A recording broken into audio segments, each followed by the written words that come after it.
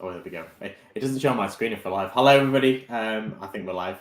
Just give us a like, a comment, just to make sure that we are live. Oh, I love that. Natalie says to me, "Oh, you can do all the talking," and then my voice goes immediately as I start talking. Whoops, sorry. Hi, guys. How is everyone? Yeah, just drop us a like and a comment. Let us know if you can see and hear us okay. Let me know if you can see me and hear me okay, because I've got a different setup today, as you might have noticed. King of the background, so just let me know if the microphone's still clear and everything, because I've got a different microphone. A few people on. Jamie's joined us. Andre's joined us. Jamie's always first on, isn't he? He's always first on. 100%, 100%. Here we go. Loads of people jumping on. Cool. Andre said, Amazon is dead. Long live Amazon. Yeah, we're going to be talking a bit about that today, about the sales slowdown. I think most people have probably experienced the sales slowdown over the past week, I would say, which coincidentally happens to be coinciding with a major event. I don't know if you've heard about it. How could you not? Just a little bit. And I think that's, we've got loads of people on YouTube today. Welcome, guys. Welcome. Jamie says, can see and hear us. Perfect. Sarah's joined us. Hello. Thank you, Andre, for confirming. Sean says he can see and hear us on Facebook. David, Lindsay, Bobby, Maria, Amir, so dead with regards to the sales. Hayden said, was there a funeral or something yesterday? So let's kind of kill the elephant in the room, essentially, or talk about the elephant in the room. Andre says I was firing VAs over the weekend. Oh, no. You weren't actually firing them. I hope it wasn't that bad for you. Well, there's a couple of things we can talk about. Phil's joined us as well, guys. So let us know in the comments, how were the sales? We put a few shouts out on Facebook over the weekend. I was speaking to a number of people over the weekend, and, that was the general consensus. It wasn't like a rule for everyone. It wasn't like, I'm dead, it's over, that kind of thing. But there was definitely a downturn of specific events. It was almost like what we normally see, but a little bit more of an extreme version of what we see on a normal bank holiday weekend. When people are busy doing things and whatever. But this was like, definitely there was more of an impact, because I think for the first time ever, Matt, you're not normally affected by sort of trends and things like that because of what you sell, but even you experienced. Yeah, so normally for a bank holiday, we're busier on a bank holiday because of what happens. We find Amazon is quieter. Amazon is very much a weak performer, like in the week. Not a weak performer, like on weekdays. So we have very good sales generally in the week, and we find Amazon tends to sort of drop about 20% on the weekends. But then eBay comes into its own on the weekends. I think that's because people browse eBay more. They kind of just sit there and scroll. People looking for bargains, whereas Amazon is very much a get what I need and move on with my life, which is the busy week, whereas eBay is much more a browse. And the same with our own website as well. We have much higher sales at the weekend. So what we found is, generally speaking, the bank holiday, it evens out. Sometimes it's even up because of the eBay. But what we found this particular weekend, and certainly a bit last weekend actually, was he was dead. Like completely dead. Particularly on Sunday, you kind of knew it was going to be dead, but I didn't expect it to be as dead as it was. Like, transparency here, we normally sort of put sort of 6-7 grand worth of sales through a day. We'd done £200 by 3 o'clock on Sunday, just to give you an example of how bad it was. We'd done £200 at 3 o'clock on Sunday.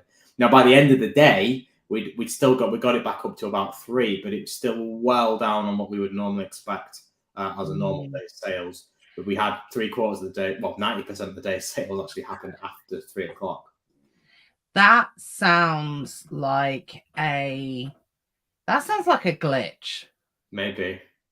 That sounds like a glitch. Did anyone else experience him balancing out? Because we experienced just down. We didn't have like a balancing out towards the end of the day. It was just overall sales, but it was overall sales that were about 40% down. So yeah, a couple of people are saying like, what? Sales on other items were down. Dan was saying, managed to clear all my leftover Queen Jubilee stock, which balanced it out. Bet you weren't expecting that one, Dan, were you?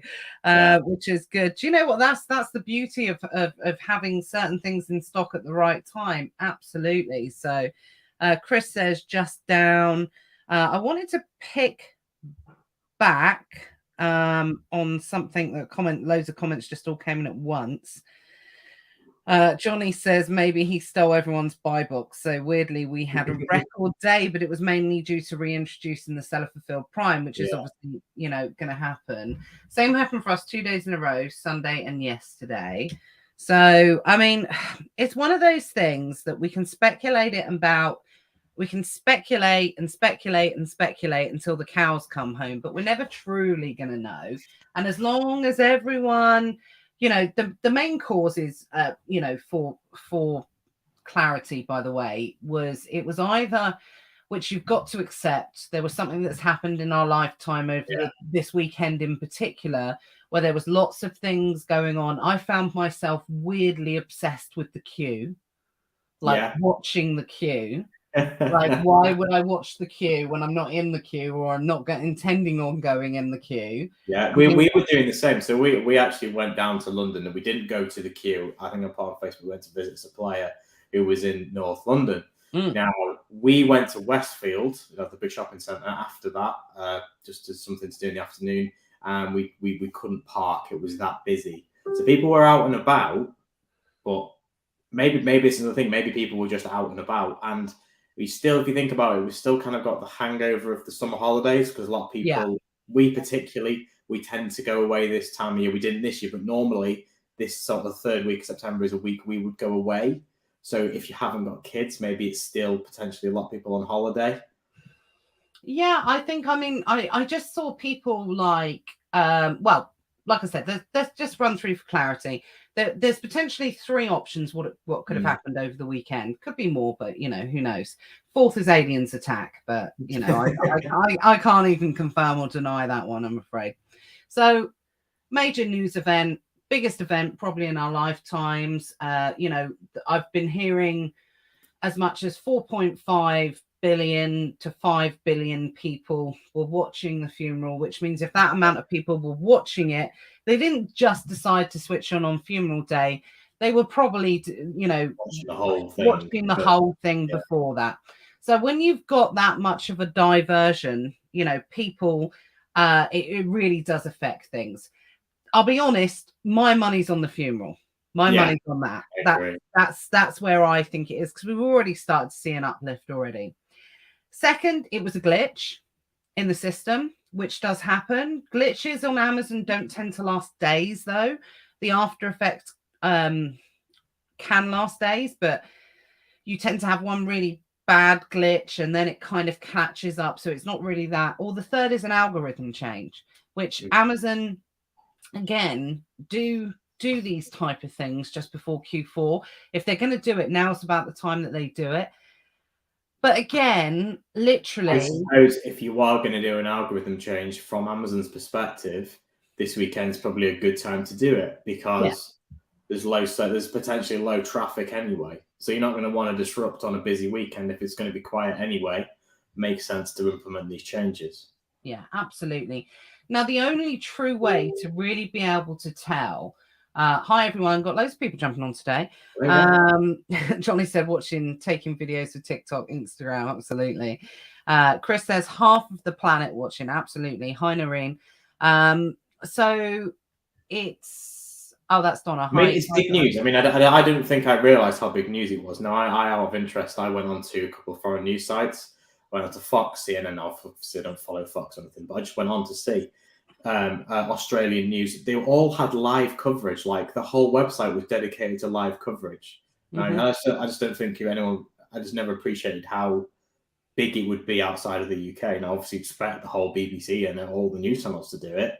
But then you think, as Fox is doing live coverage, all the Australian newspapers, French news networks were doing live coverage. There's so many countries were doing literally live coverage dedicated to the funeral. Yeah. So I think it's, that's where my money's on.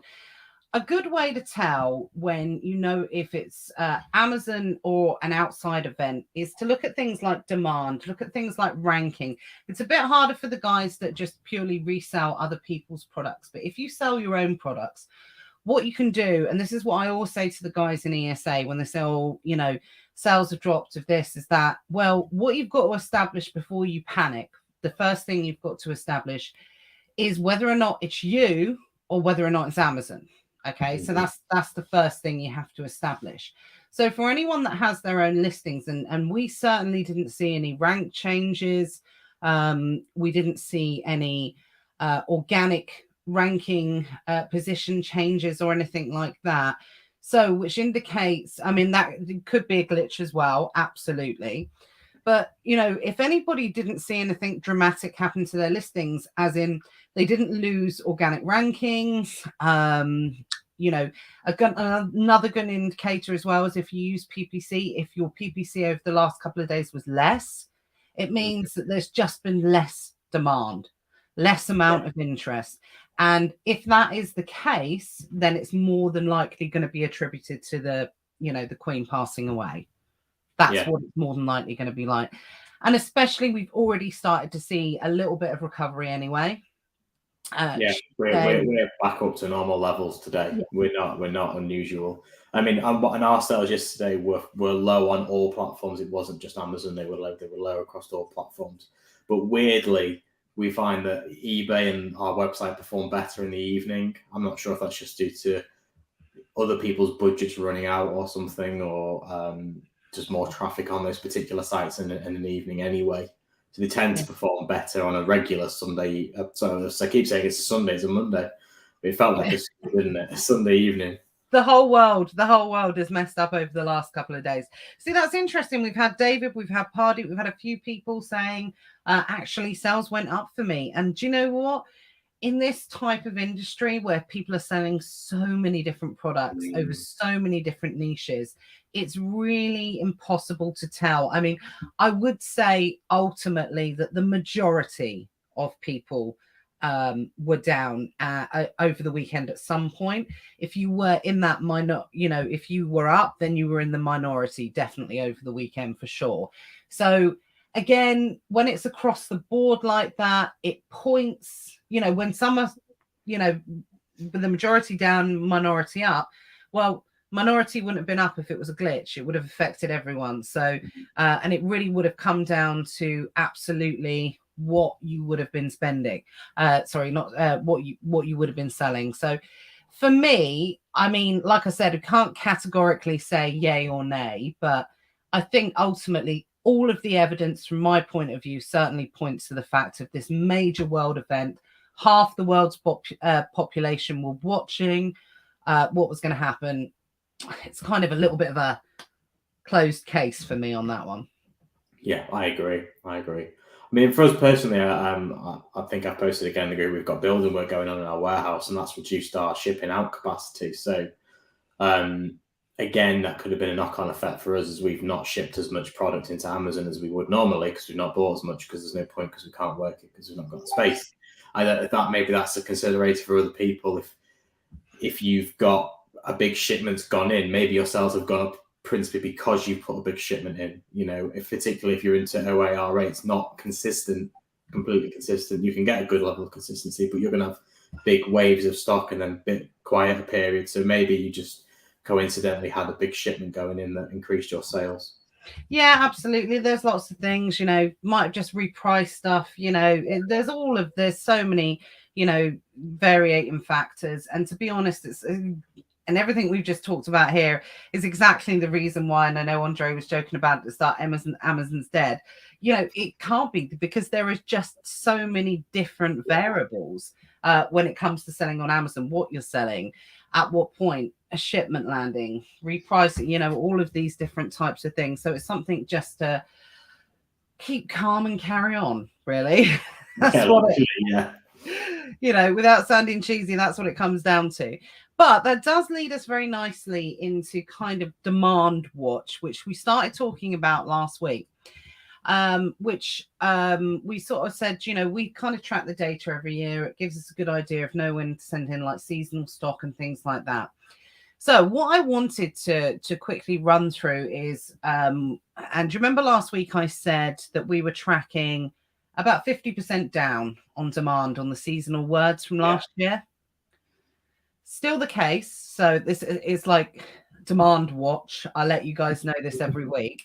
So it's still the case. So we're still about 50% down, and the data is in, it's previous data. So we're about a week behind when they release the data. So it will be massively interesting to see the impact of the data from last week, because at the moment, the data we're looking at is from week commencing the 10th. Yeah. Okay. So, up to the 10th. Which is basically just when it started, wasn't it? Yeah, exactly. Exactly. And I know Andre said, what was it? Basically looking at some listeners, no BSR. Now, this is interesting, actually. Something weird I've noticed. He said about BSR on loads of listings lagging 1 day behind in Keeper. Now, what's interesting, actually, is that is a good spot, because Keeper is normally on the day data, whereas all of the other tools that use Keeper and put them in, like BuyBot Pro and some of the other ones, they are a day behind in their data compared to Keeper. So that's interesting to see that Keeper have gone a day behind as well. Now, that will be something, the information that's coming from Keeper. So I don't know why Keeper would be doing that. Everything else is generally 1 day behind on Keeper, whereas Keeper is normally up to date. So whether or not that's the new change in the new API system feed, I'm not sure. That data might have changed moving forward, but I didn't notice it. But I will have a look at it. Yeah, it's not something I've noticed. I mean, I say a lot of I run my business a bit differently. I'm not that in depth on the product research. We tend to all get offers of things and look at the Keeper ranking, but it's not something that I'd noticed particularly. Yeah, I know it's one of those things. We'll just keep an eye on that. Again, might be a little bit of a glitch, but who knows? So quickly back to Demand Watch. So yeah, we're still tracking about 50% down compared to last year. Okay. And then, but what I wanted to highlight, and this is the important thing. So I'm searching the term Advent Calendar, which is a seasonal term. You can't get away from it. Yeah, it's a seasonal term for Advent Calendar. So for September the 10th, the search volume for Advent Calendar was 27,000, nearly 28,000. This time last year, same week, 43,000. Okay. So a little bit, just under half. The year before, COVID year, okay, it was actually 22,000. So that's COVID year. Weird. Okay. But interestingly, the chart is different. But you know what? I can tell you why COVID year. If you remember, in COVID, we kind of came out of lockdown in June, and I remember that everybody went on holiday late September because there was a lot of all the reports were saying, "Oh, we're going to extend the season to October so we can get this window in." Because I remember we went away the last week of September, and it was really hard to get anywhere, and I think everybody kind of just sort of shoved their last minute holiday into sort of like September, October time. And I also think that there was a lockdown at Christmas, so that made a difference as well, ultimately. But going back to the year before, 2019, which is the last year that we consider being a normal year, for that week it was 12,000. So what's interesting, although we're 50% down on what it was last year at this time last year, we're still more than double what it was from 2019. So this is the important thing to remember, because people are, oh, it's going to be so much less than last year. You got to forget about the last 2 years, guys. They were bonus years. Yeah.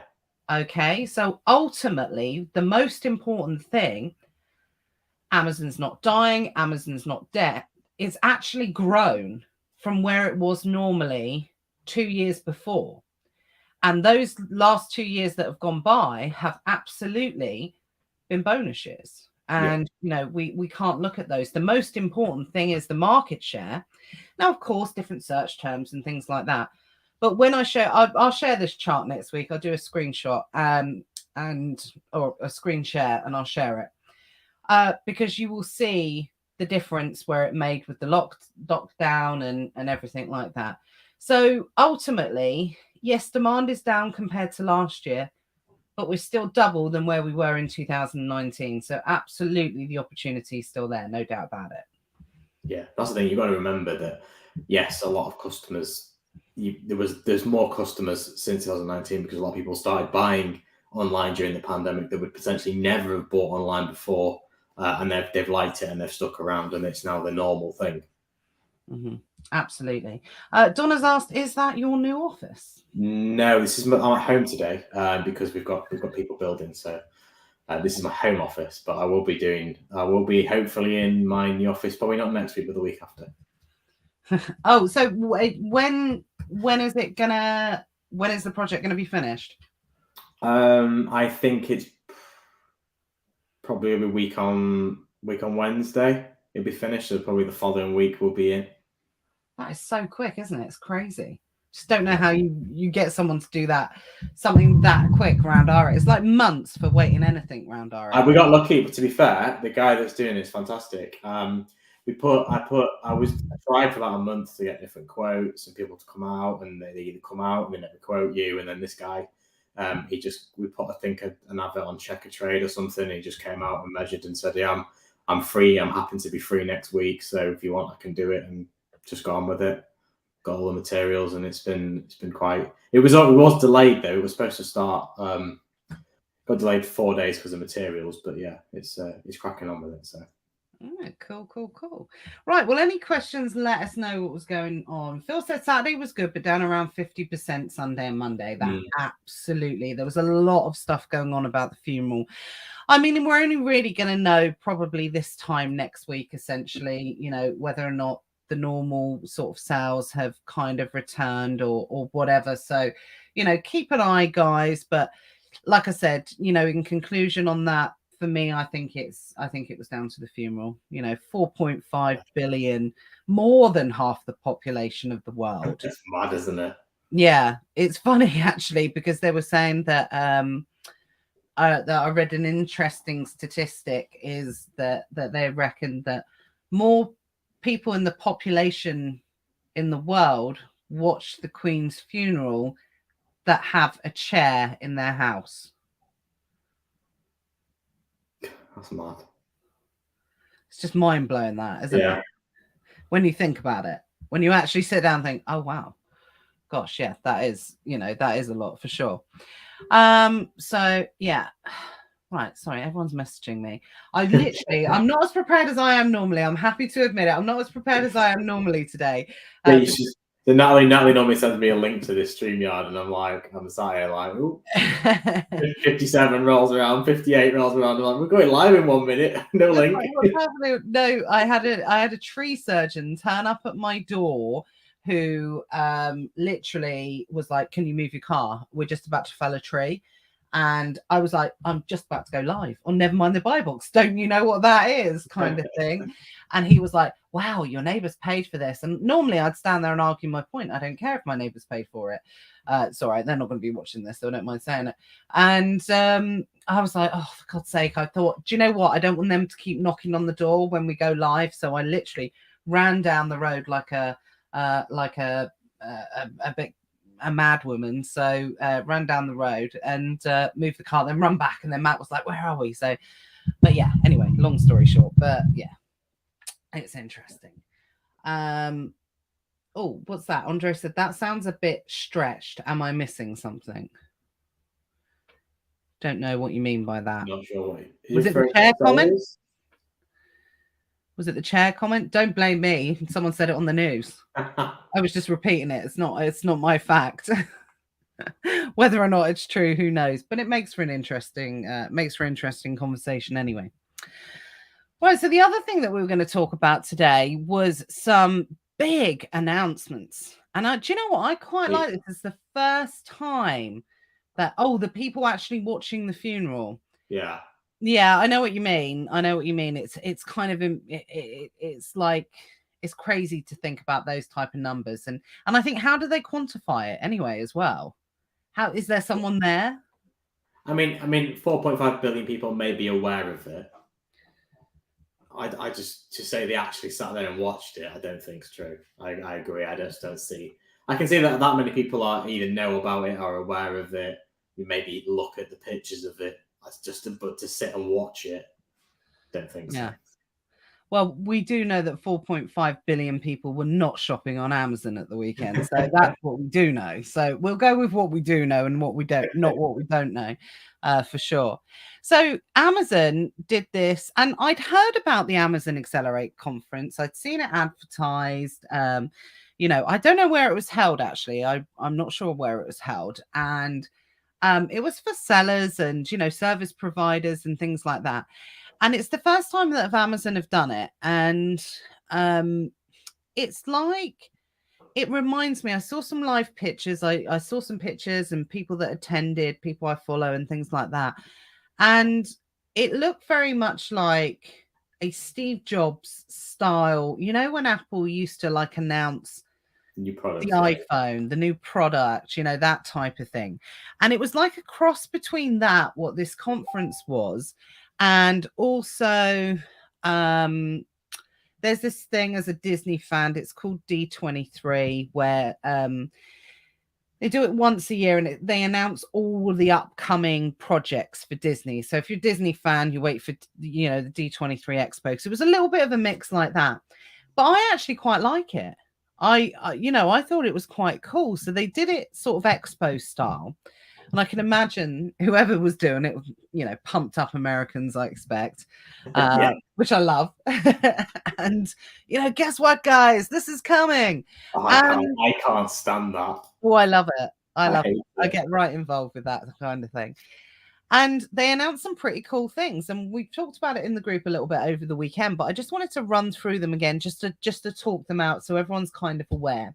Now, everything we're going to talk about is going to be from a US point of view. I haven't seen anything that's going to be specific immediately to the UK, but they made a couple of kind of game-changing announcements. In particular, two, I think, are going to change the game a little bit for people. So let's run through them. So the main one that I think people are going to be interested in, that's going to make a big difference for people who are on the 14-day payment cycle, is this express payouts. Yeah. Well, this is going to be a game changer for anyone that's not on it anyway. Is that for everybody though, or is that just for? Okay. Yeah. So express payouts. So just to be clear, what this is not express payouts as in if you have an old style account like we do, where you can disperse every 24 hours, the full balance on your account, no withdrawals. This is not that. But what it means is every time you disperse, so every time we disperse, every time you disperse, or every time anyone else disperse, you have to wait 3 to 5 days for the money to go into your account. Well, the new express payout, and it looks like, here we go. Oh, do you know what? I've missed something really vital that they said there. It looks like it's going to be available in the US immediately, which means that you will have a deposit in your bank account within 24 hours. You do not have to wait 3 to 5 days. But here we go. Here's the main thing. The service is supported by hundreds of banks and credit unions and will be free till September 2023. So it's obviously going to become a paid service. Okay. After, although is that just due to the way the US banks work? Because I know the US charges a lot more for certain things than in the UK. It could be due to, they don't charge for transfers. Do they not? No. Because I know when I set up my business account, I got the option of I could either pay to have transfers or I could pay to have cash as like the fee. So I pay for cash because don't pay cash in. So my cash fee is like 2%, which is like really high. Just seen Thomas's messaged. Oh yeah, Thomas. Hi, Tom. Express Payout is already live on our account in the US, but only for 50 main banks are available. It's like the UK faster payment scheme. So what's that? Because so in the UK, obviously, if you unless you send a payment via BACS, which most people do not do anymore, it's faster payment size 2 hours, even on the weekend. So not an Amazon specific scheme. Yeah. Right. Okay. I wasn't aware of that. I think it's because obviously having access to full balance disbursement every 24 hours, you don't really mind waiting 3 to 5 days. But if you're then waiting on the 14-day payment cycle and then all of a sudden, and then you're waiting another 3 to 5 days, then it's a massive pain in the ass at the end. Because I was just going to say, this is interesting. I know you don't sell in the EU, but they already have this in the EU. So all my EU payments come in under 24 hours. But my UK payments take they don't take 5 days. They take usually 2 working days to come in. Yeah. Sometimes 3, but normally 2. Certainly not next day. But all my EU payments, I'm still on the EU. I can't get for some reason I can't get 24-hour disbursements. I'm on 14-day disbursements. So my 14 days is actually today. So I've had my disbursements pull out at midday, and they'll be in my account before the end of tomorrow. Yeah. Yeah, it's a slow system. It's a slow payment system when it comes to Amazon. This will be a game changer for people. It is US sellers, not UK, unfortunately, at the moment. And it says eligible US sellers. So hence the reason why some sellers will have it, some sellers won't. It looks like something they're going to roll out. Generally, UK is 3 to 6 months behind the US. But it could be it's a different banking system. So unfortunately, we could be talking about something that is not going to happen in the UK anyway. It's a major change, so I'd be surprised if they don't do a version of it here. But the interesting thing that it says it's free. So what it might be is Amazon will say, put an arbitrary amount on of say, well, you can have faster payments if you pay $10 per transfer, or something like that. And you know what? It's going to feel like a massive slap in the face. But at the end of the day, to get your money 2 to 3 days beforehand so you can start spending it and compound it quicker, it might actually be worth paying whatever arbitrary kind of sort of charge that they're going to come out with. So again, we don't know what it's going to be for the UK. If it's going to come to the UK, it looks like it's rolling out already in the US, but it's a big one, and it's going to be a game changer for a lot of people to be able to have access that money, kind of quickly anyway. And I think it will, put to bed a lot of services that do kind of the factoring on. Actually. Yeah. Might be a massive killer for them. Could be these daily disbursement services. Yeah. But I think it's only really kind of catching up to sort of every other payment system. Like all my websites payments come in, apart from PayPal, which is immediate, they all come in the next working day, about 11 o'clock. So eBay, you get your previous day's disbursements, apart from on the weekend, they group them into the next day. So Saturday, Sunday all come on the Monday, and they all come in about 11 o'clock. Same with our, we use Opeo on the website, Elavon. That's again the next business day before midday. So it's very similar to what kind of everything already exists. It's just Amazon that's particularly slow and behind. Yeah. Thomas has just posted a list of banks that are participating in Mercury, is not part of it as yet, which I think is one that a lot of UK sellers who sell on the US predominantly use. But, it's like anything, a bit like when it transferred over before, when they had the banking change before, and Wise wasn't initially part of it, wasn't like an authorized supplier, and then it become involved. They do these things in stages. So it's not something we can, have to worry about or, get excited about yet in the UK, because it is something that's going to be coming. It's something that's evolving. We don't know whether it's coming. That's interesting. Joe says, I deliver for Amazon Flex occasionally to top up my income. And they pay out in the early hours of Wednesday morning, and it's within my account. within a couple of hours. I'm sure that they want to keep their drivers relatively sweet. Yeah. I'm not sure that they wouldn't be able to do much, if people weren't delivering. So you don't well, I was going to say you don't piss off the backbone of your business, but pretty much third-party sellers are the backbone of their business, and yet they're quite happy to piss them off. Yes, which is very odd. Go figure. Go figure. I suppose. I bet the argument is though is that third-party sellers are very heavily invested. So whereas an Amazon driver, like you say, it's part-time, it's occasional.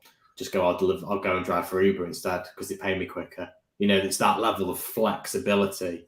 If you drive, what's the difference between driving for Hermes or whatever they are now, or Uber Eats? Really, it's the same job. You're just going to go for the one with the best pay and the best benefits, aren't you? And if Amazon are taking 5 days to pay you, then you're just going to go, sorry, I'm going to drive forever instead. Yeah, definitely. I think that's what it comes down to, but Amazon's Amazon at the end of the day. So VQ, this kind of tickled your fancy a bit, didn't it? This was the big announcement, another big announcement from Amazon Accelerate.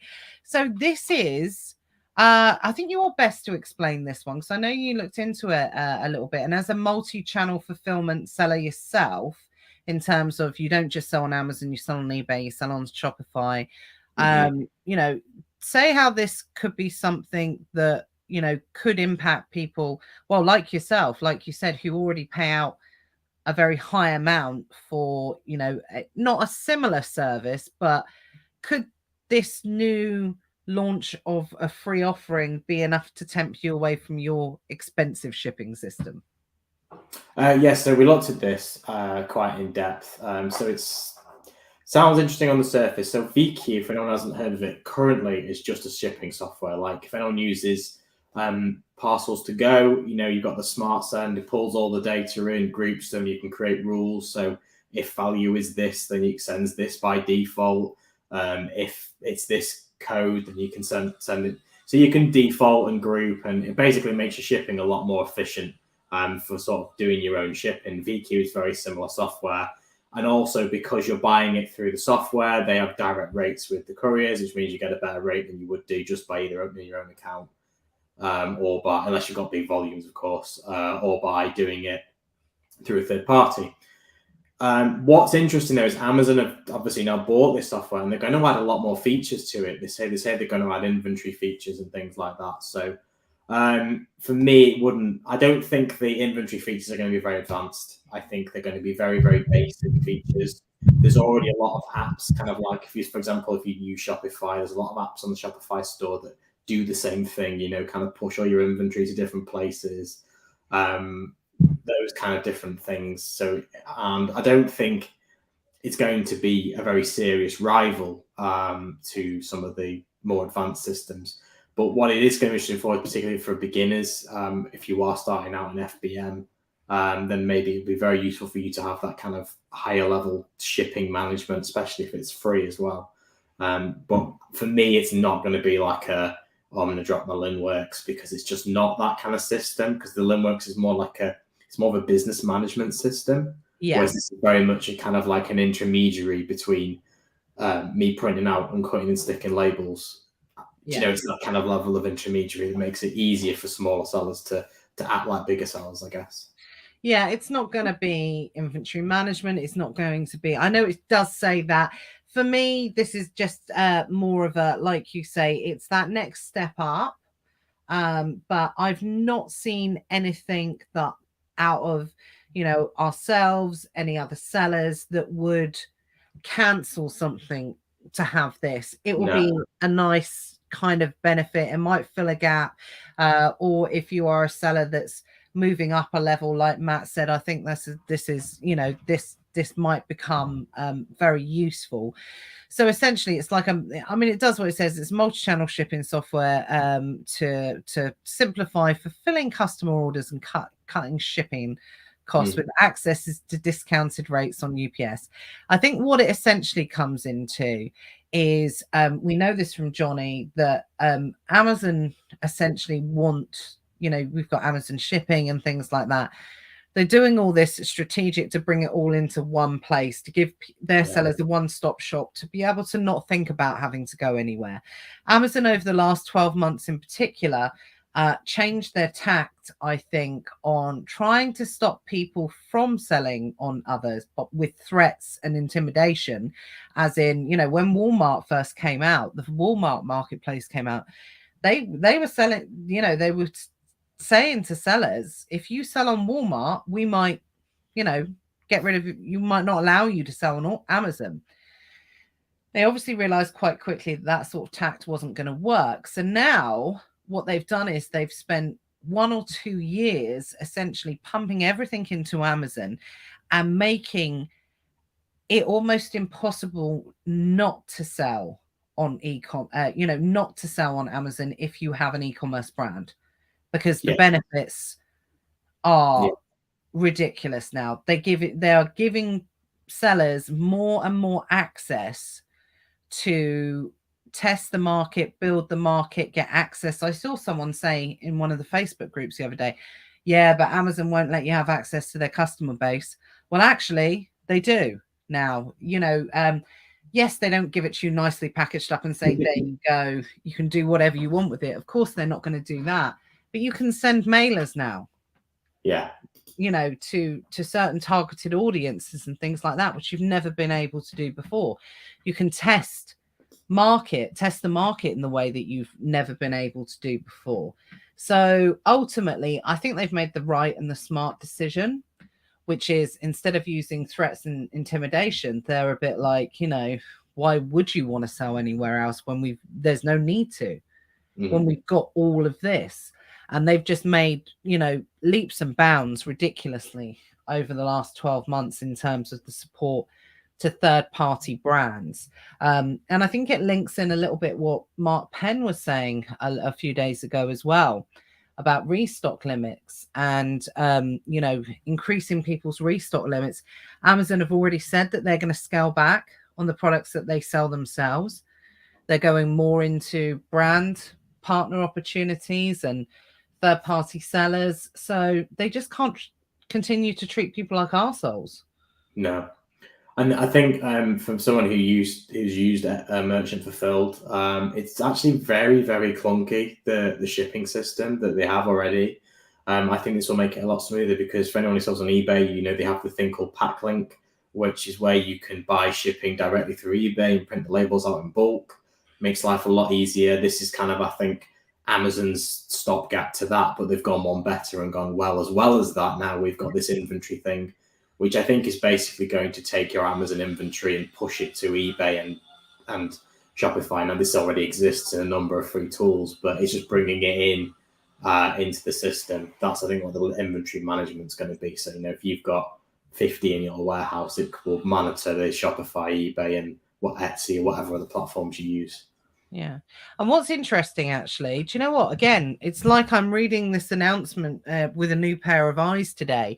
Going back to the VQ thing, we know VQ is a Welsh company, so based in the UK. And what they've actually said, we've announced the US launch of VQ, which was acquired by Amazon earlier this year.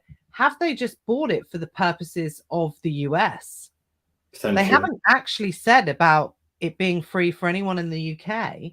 Now, obviously, I can't imagine Amazon would just buy part of a company that. Yeah, I'd imagine they've acquired the whole thing.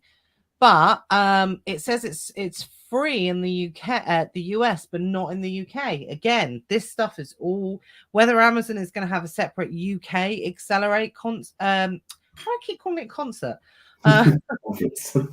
Conference. If they're gonna, that would make sense that they might have like a UK and European markets one and then launch different things. But obviously, I can't imagine they'll be launching a whole different set of, you know, it's going to be the same features, but just for the UK and the European markets, right? So that will be interesting. Again, might only be for the US market. I know everything else is. So a couple of other things, which, again, probably not going to be as interest to people that are not creating their own opportunities. But this is quite a cool one. This is Reviews Insight. So this is essentially what I teach people to do on a manual basis, but there's going to be an automated version within, I'm assuming, Brand Registry. They haven't said it's Brand Registry, but most of these things that are this type of thing tend to be for Brand Registry, for brand registered brands. It's essentially, in a nutshell, you get to see crap reviews or good reviews, and you get to narrow it down via category or niche. And it really helps you gauge opportunity. So if you can see a particular area has got a load of 3-star reviews, then that is an opportunity, because you'll be able to potentially look at it and say, right, how can I make this product better? How can I look at this? How can I improve customer experience with this? So that's something we do manually by looking at reviews and things like that. But they've obviously automated it, which I haven't had a look at the actual infrastructure of that. So I'll update you on that, guys, to let you know what it's like, because that's something that has always been a manual process. You can do it through Helium 10 as well from that point of view. But it'd be interesting to see, because obviously the data's coming direct from Amazon, so it's true.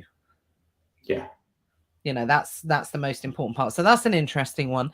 Again, with that as well, there's something called Manager Experiments under Brand Registry, and I was talking about this in ESA a couple of weeks ago, actually, where Manager Experiments gives you the opportunity, and you've only been able to do this with titles previously, where you can split test, do A/B split testing on marketing to an audience, and you can monitor the results and see which one comes back as being the most effective.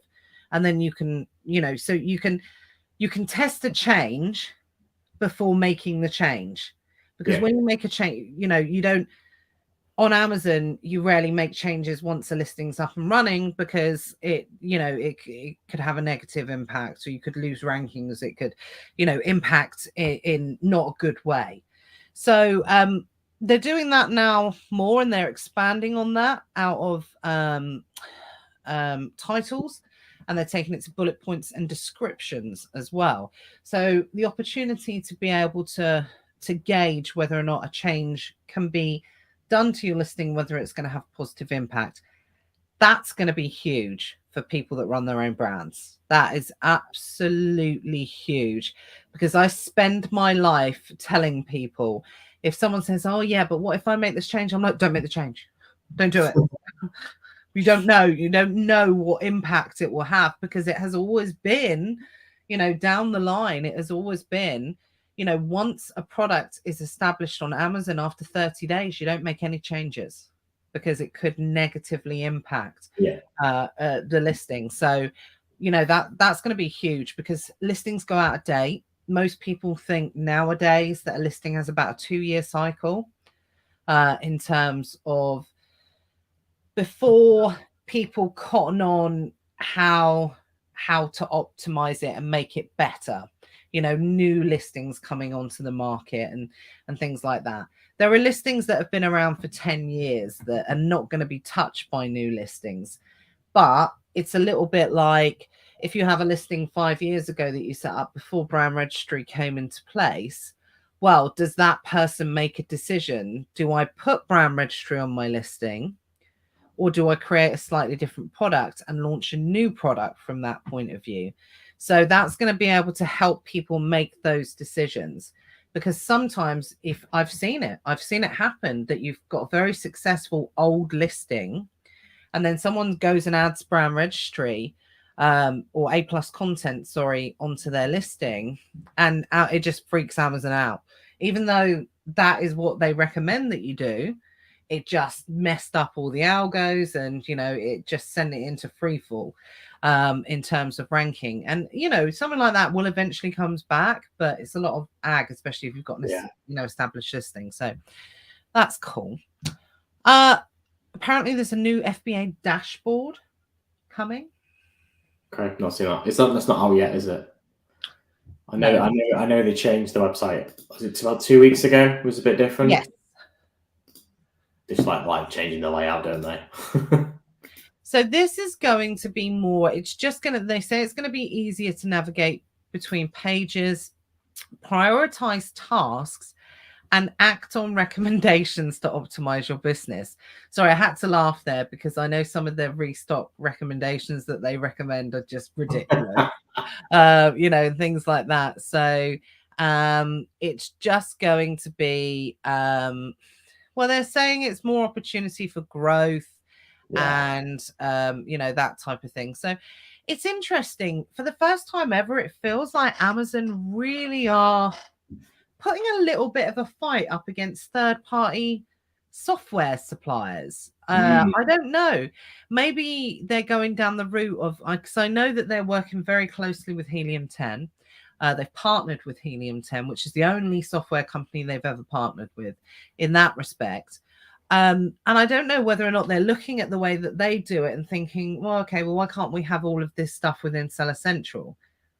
So it's kind of interesting. I feel like if I was Helium 10, I'd be sleeping with one eye open. I think with Helium 10, they're just so big. I don't see how Amazon could get rid of them, to be perfectly honest. But it's interesting. If you go into, I don't know, I might be able to get the link actually, even though because these announcements are made in US. There's a link that says that you can go on and watch some of the keynote speeches and everything from Accelerate. But if I just hit the link and copy and paste the link and put it in, it should still take it through, even if you've got a non-US account anyway as well. So you guys can go ahead and have a look and see what they're saying. But one of the final things, which I think, again, if it happens, it will be great, is finally was the account health thing, where they talked about it's like a guarantee not to suspend. Yeah, I saw that, and I took that with a big pinch of salt. Yeah. Well, because there was actually a law that was passed in Germany 2 years ago that said that they shouldn't be automatically suspended. And I've got to be honest, suspensions did seem to get better after that. They did seem to give, it's still not great, but they did seem to give people a little bit more of a chance. So what they're essentially saying in this case is that it's almost like a guarantee that you will have access to be able to speak to someone or chat through the options before a suspension is, imparted onto your account, essentially. Now, the biggest criticism I would level at the suspension is that you don't know what you've done wrong half the time, and you have to pay somebody or get some kind of external advice to kind of decode this message as to what it actually means. That's my biggest frustration. It's not like Amazon just say, we've suspended you because you have done this, and in order to unsuspend you, you need to provide this. They just give this cryptic, we've removed your selling privileges because you violated our policies. We're not going to tell you which policy you violated or how you violated it, but you did. Yeah. No, and to be honest, I quite like, it's a little bit, again, it's for some of the minor health account issues, like we had this issue where we sent in a bulk load of goods and the expiry dates on some of them were shorter than others. And because Amazon, we should have known better, to be perfectly honest. So it's a little bit of our bag. But what happened was we sent the stock in. The stock took a lot longer to check in. The process was almost 2 months because the shipment got delayed. Then it got sent back. Then it got lost. So it was quite close to the 90 days for the expiry dates. But anyway, in the meantime, we sent a load of stuff with a lot longer expiry dates in, because this stuff sells ridiculously quick. Yeah. You send in 50 units and they're gone, in a week, kind of thing with this particular product. So this shipment got caught up. Cut a long story short, anyway. So we're having loads of complaints about expiry dates at the moment. And instead of it being, going on the account health, what it is at the moment, they're coming under, let me just get it up. It's like product quality defect. And it comes up on your account health. But what you do, you just go in and admit that you've been a bad girl and, that you've got you got your dates mixed up. You don't even have to submit a review, an appeal, or you literally just go through and agree to a load of statements just to say, I'm not going to do it again. I'm the worst person in the world.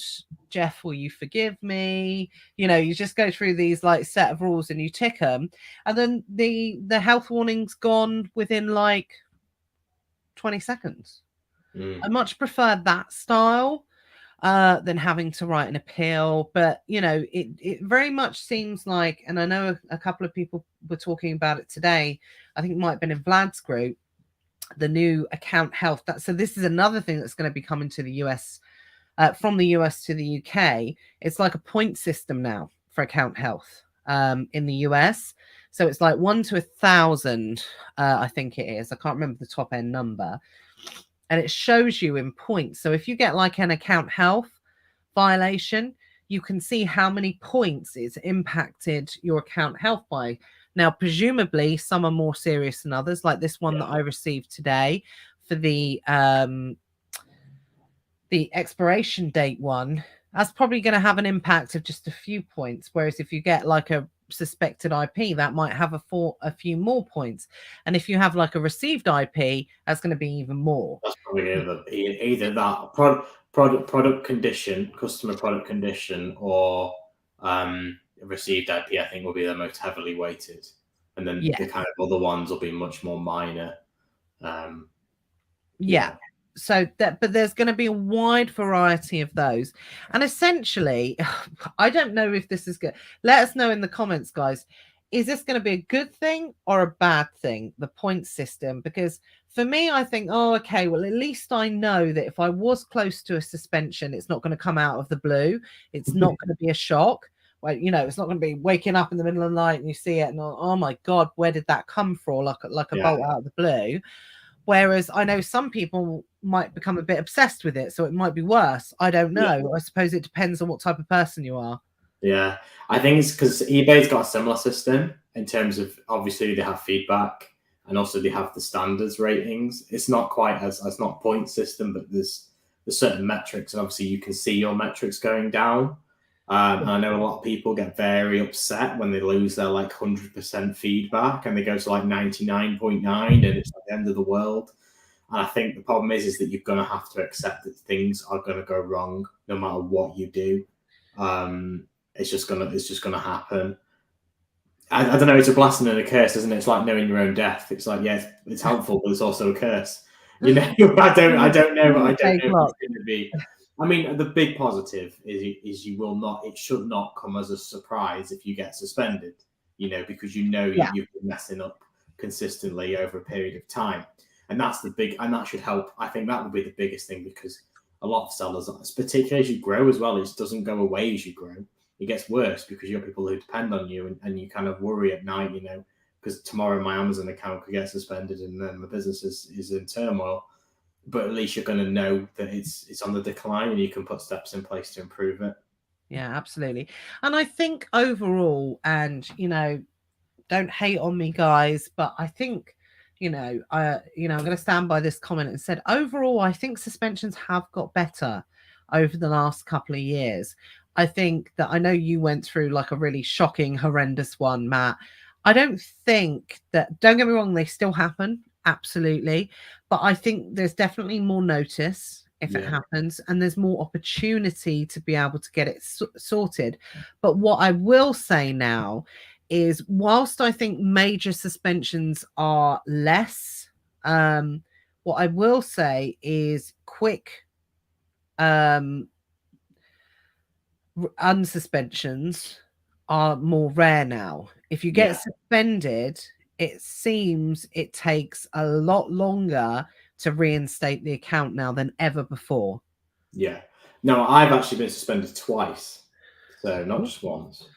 I got suspended twice. And the very first one was due to late shipments, would you believe? This was way back in the beginning. Now we got suspended because our late shipment rate went over 4% or whatever the target was. They cut us off at the knees basically straight away. You've sent an appeal. I sent an appeal. Our account was reactivated in less than an hour. Now, that doesn't happen now. You don't get suspended and you don't get reinstated in an hour, which is a good thing, I think, because, you know, it's that unknowing and that uncertainty. But our second suspension, again, it's very different now. we had complaints, and the only notice we got was like a couple of emails, these were over a period of months. It wasn't just like they all came together. There was like 5 emails sent over 6 months, and they used all these ASINs, and your account suspended. And it's like, what? This email's like 6 months old. What's going on?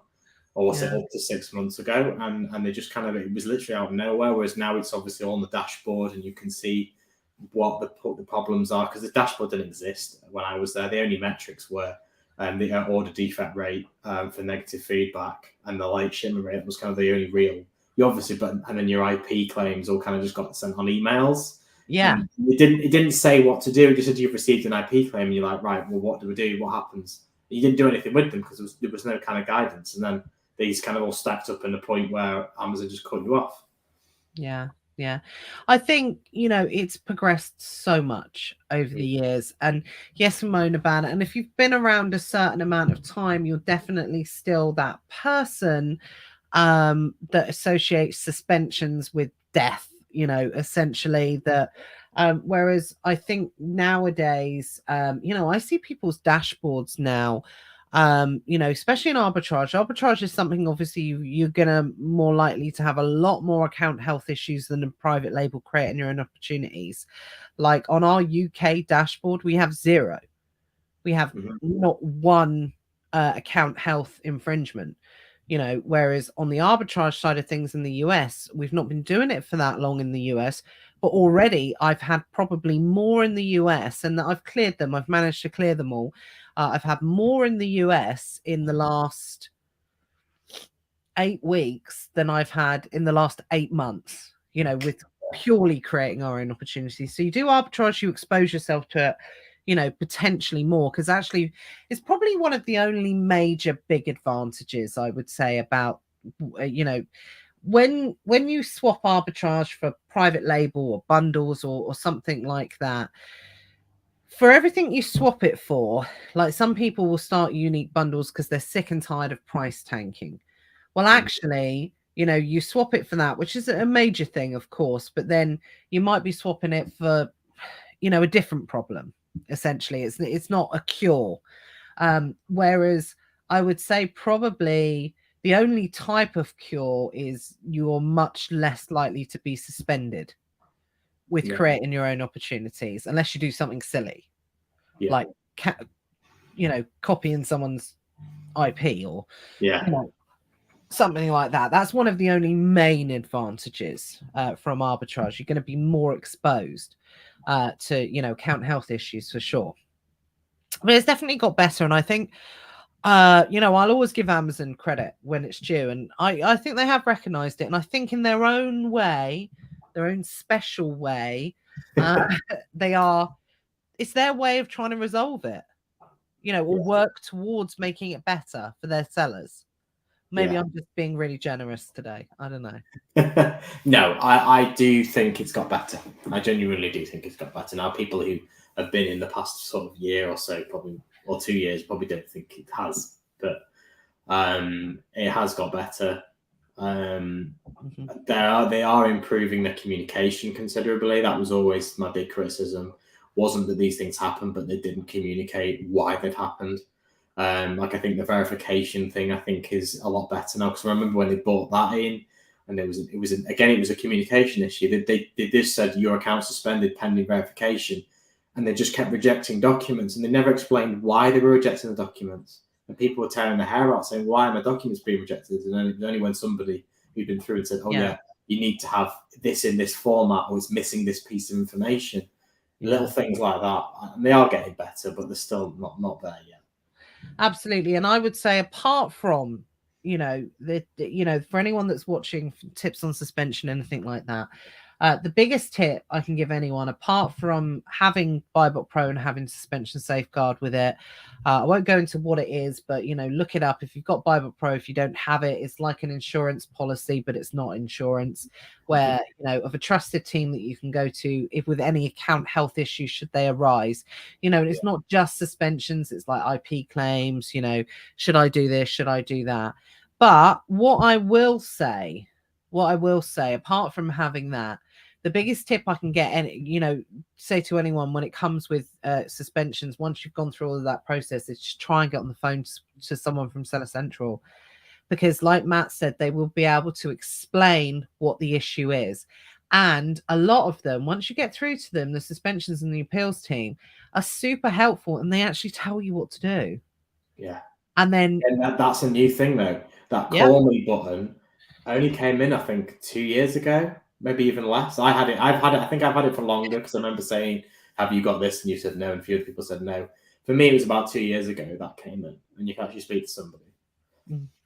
Sean said, I remember I had 48 hours to submit POA before they were going to suspend me in full. Felt a right mug. Wasn't it over a mug though, Sean? I don't know if that's I think that's your funny way of dealing with it now, but I think, wasn't it over a mug? I think it was. Party says my API score is going down due to inactive stock, which I'm getting via RA. Should I just delete the inventory once I've sold out, or wait in case customer returns? No, just delete it. Yeah. Absolutely delete it. And not just your IPI score, but you can still get suspected IP claims and product safety claims from products you don't sell anymore if they're still active in your inventory. So if you've got a product, goes for everybody. If you've got a product, particularly RA guys, OA guys, you got a product you're not going to restock, just delete it, because it stops you getting those issues from things that you're not selling. If a customer returns it, it's just going to go into stranded inventory and you're going to pull it back, but you'd have to pull it back anyway because it's a customer return. So just keep an eye on the stranded inventory and make sure you pull it back so they don't dispose of it. But yeah, you're much better. Okay, of course, I'm the API, but the API for me isn't the bigger issue. The big issue is you can get product safety violations and IP claims. It's not actual IP claims, but suspected IP claims for just having that product in your inventory. Yeah, absolutely. Well, you can get received as well, if the brand puts it out themselves. So absolutely, I completely agree with Matt.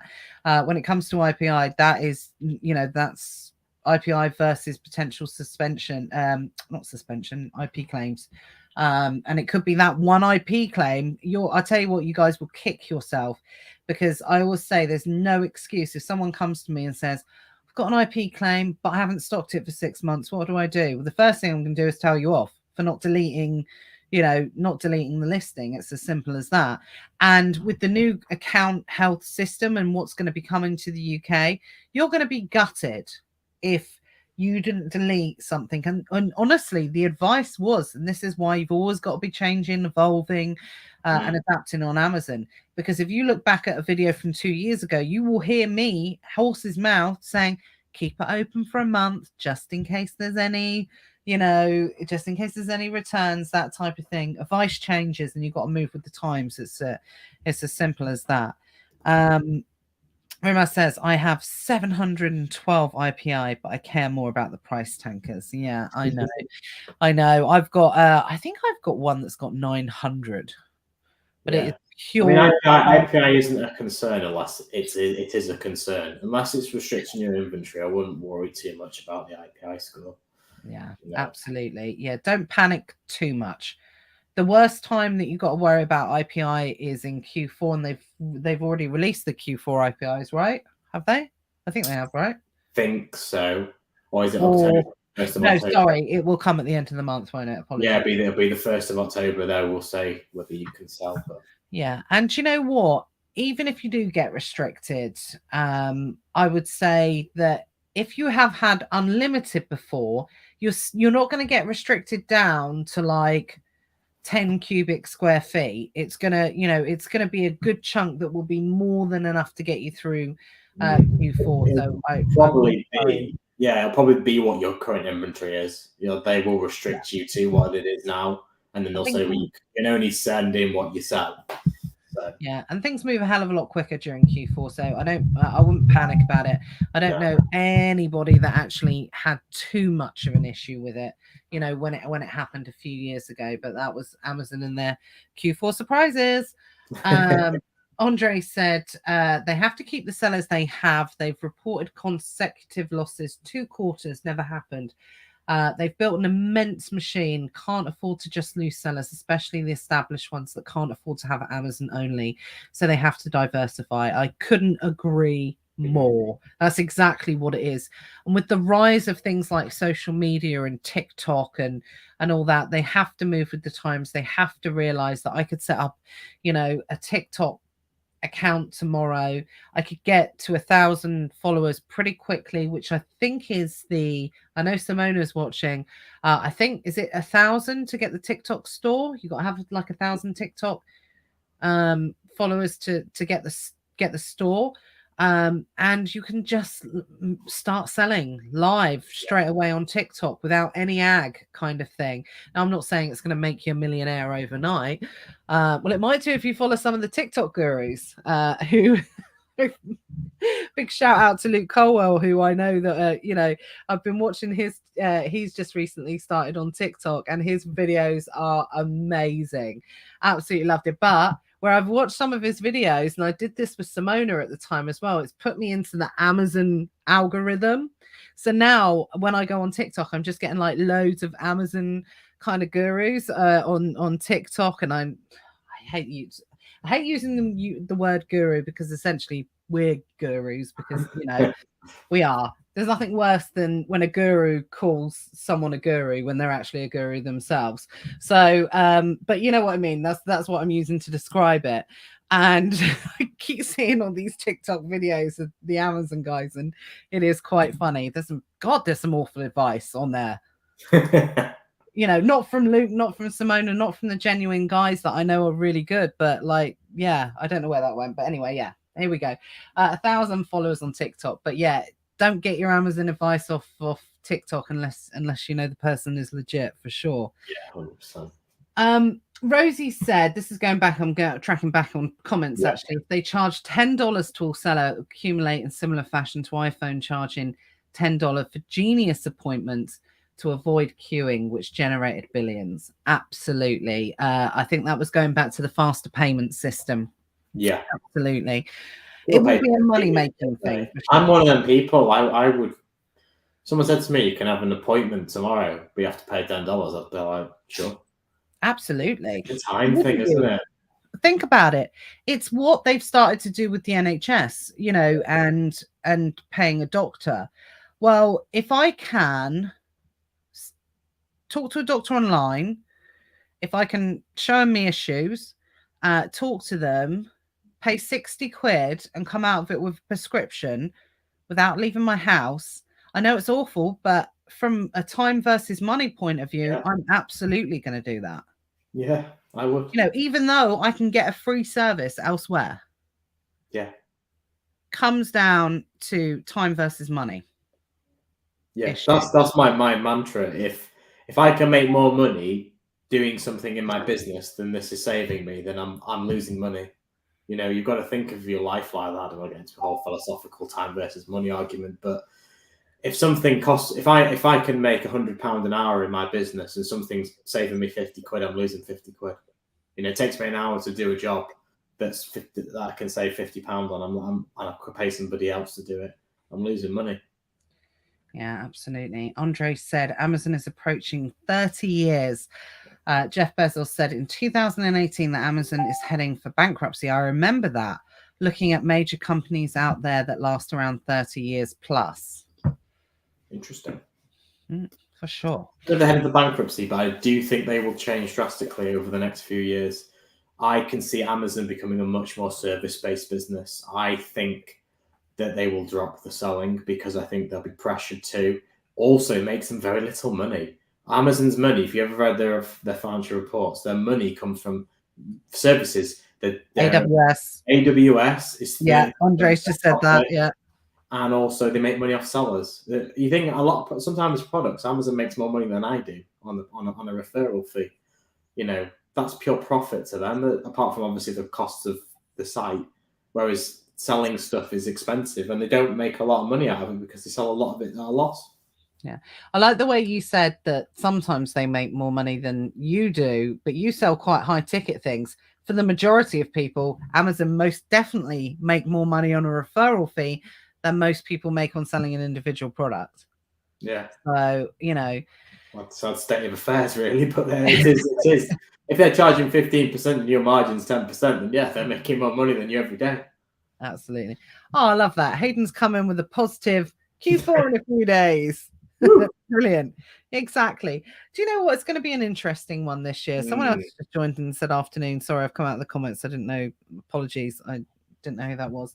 Do you know what, guys? I don't know if you're all on something today, but I have literally, since being live for the last hours, which we're going to have a wrap up in a minute, since being live for the last hours, I've literally received like 20 inbox messages. That's why I keep like having to go back out of the comment and going in. What is up with you guys today? I think the whole, having an extra day off at a time when people weren't supposed to. Is it full moon time? I don't know. Everyone's going crazy at the moment. So, for me today, it seems mad. Like the day's flown. Like I think it's because you kind of condense 2 days into one.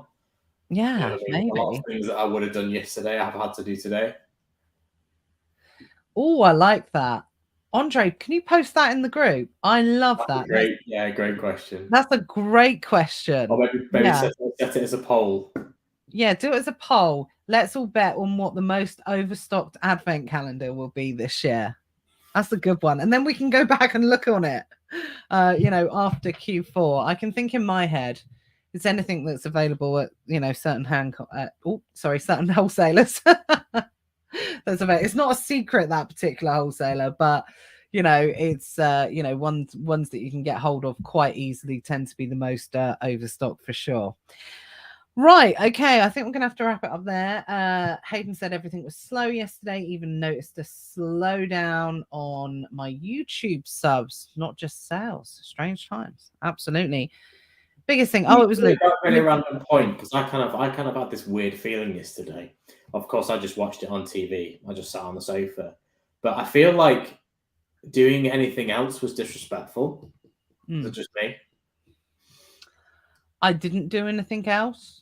We were supposed to go to a friend's and watch it, but I woke up with a bit of a stinker of a cold. So if you're watching this on the playback and you wonder why I keep sniffing all the way through, because I'll get a blocked nose. So apologies for being such a dirtbag and doing that all the way through. But I thought blowing my nose would be even worse. So we didn't end up, and we just literally, the kids we stayed in like comfy clothes all day, and we just sat down and watched it. And I was talking to one of the school mums on the school run this morning, and she just said we just sat there and didn't move from the TV. And it wasn't, and it's going to sound awful, it wasn't the most riveting TV. It really wasn't. It was a bit kind of, well, God, it was a funeral at the end of the day.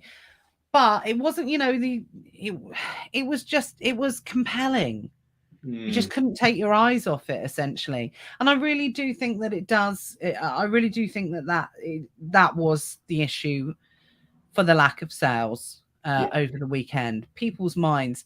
But you know what? I think I'm going to get all kind of Sigmund Freud here. I think by definition, it's human for us to distract ourselves from our problems, because at the end of the day, has anybody, be honest and say in the comments, has anyone worried about energy bills over the last 10 days? No, it's really funny. I was listening to the radio this morning when I was driving to work, and they were like, now we're back to life. It's all back to energy bills, and the war in Ukraine was on, and it was just like, has anyone genuinely sat down and worried about it, at the end of the day, because our minds have been so distracted. And that's when even I get my head into the old kind of conspiracy thing, because it proves how easily led we are as humans, by being told how we should feel about something in particular. Don't get me wrong, I'm a royalist, I'm a monarchist. For me, I was sad. It's never going to be the same again. And I found myself strangely obsessed, like I said, with the queue, which I find really weird. I don't know why, and I'm glad the queue's gone now, so I'm not watching it. But it's just one of those things. We just literally, now it's gonna be back to earth with a bump. Interest rates are gonna go up on Thursday, 0.5% as at a minimum, even though it's kind of weird when they've said that the Bank of England, there's no reason, because inflation's actually dropped. Has it? Yeah, it's gone down. It's gone down this month. And that's without the impact of the energy price cap coming into place. So, yeah. But anyway, we'll discuss more next week, and we'll have a little bit more of an impact in terms of sales. So I think most people were still down. We were 85% of yesterday already, so it'd be interesting to know what other people that was still down. I would say overall, it's hard to tell today, but we're definitely up, and I haven't checked much today, actually, to be fair. But by yesterday, I agreed that once the funeral gone, people was like, oh, okay, back to earth with a bump, essentially. That's what it feels like. Oh. Sorry, I muted myself because I live on a building site, so I've got a new build house, and they were just sawing, so I just put myself on mute so you didn't hear all the saws. Oh, okay. I'm not that polite. You can probably hear them cutting down the trees outside. Yeah, no, I completely agree. Yeah, but yeah, I think for the most part, everybody's sales seems to have recovered to a certain extent, which again just adds more weight into the fact that it was the Queen effect, the royal effect, essentially. Which there's every day's a school day on Amazon. You don't think something like that will have an impact, but it obviously did. It's as simple as that. Yeah. Right. I think we'll wrap it up. I was determined to finish at 2:00 today. But interesting chat always continues for sure. So guys, make sure you join in next week. We're going to be talking about something that we're going to be doing in a couple of weeks' time, which I think everyone's going to be interested in.